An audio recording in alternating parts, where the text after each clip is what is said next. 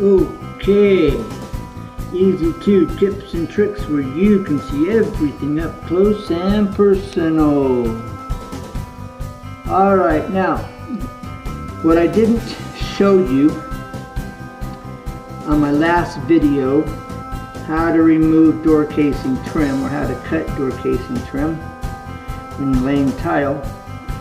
Alright, look at the 2 and the 3/8. The 2 and 3/8 has a pencil line that I've drawn. It's hard to see because there's plastic on here. That's my 3/8 line, and I've drawn this pencil line on both sides across at my 3/8 mark. Alright, now what I didn't show you is this. Okay, this is the top of the level. Alright, now 2 and 3/8 down.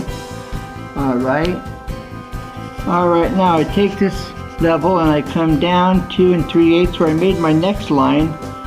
Alright, and I marked it with my pencil off the measuring tape. Alright, then you take your speed square and you reverse it. You run it out here on the outer edge of your trim.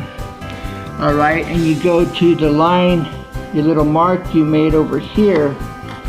Alright, you just slide this down right to the edge of that mark, then you scribe across, and there it is. Alright, and so as long as you keep that straight, we're good. Now I'm going to show you something else.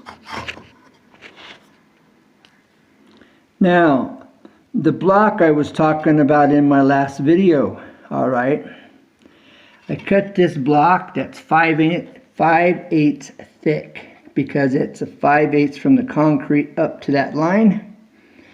Okay, now this will keep me level and straight. Okay, you can see it stays consistent, alright, with that. So let's do this. Oh, there's one more thing I'll show you. Hold on. Now, if you don't have a back saw, you want to make do with what you've got. Let me show you what else you can do. Alright, do you have a metal cutting sawzall blade? Alright, that's what this is a sawzall. And I've clamped it here in my vice grips. Okay, so I find you want to handle the top of it downward. Alright, that gets you nice and level, and I can come in here and I can actually cut this across. Alright, now this is a little more difficult, but you can get by, and this will work. Alright, and that's a finish blade for cutting metal, but it's perfect for cutting this wood trim and you're doing trim. That's just if you're in a pinch and you're making do with what you have. Alright, one more item. This handle's offset. You see this here.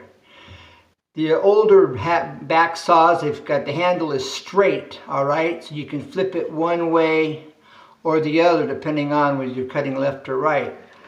On this new design, they have it where this is a button that you push down that releases it, and then you can spin this around. It pivots.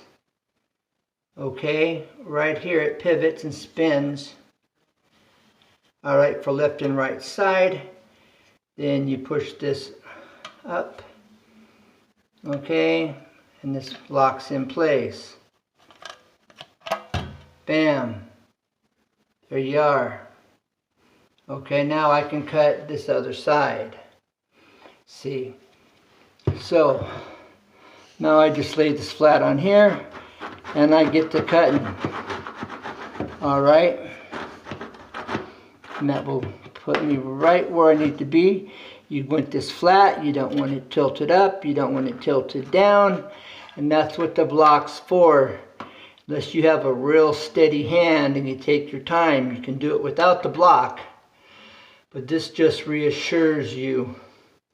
It helps you to pay attention and keep that blade nice and flat and straight. because you have very minimal tolerance, all right, when you're doing this. So that it doesn't look ugly when you're done. All right, easy 2 tips and tricks where you can see everything up close and personal. Bye for now. Hang tough, never give up, because there's always a way, always. Bye for now. Merry Christmas.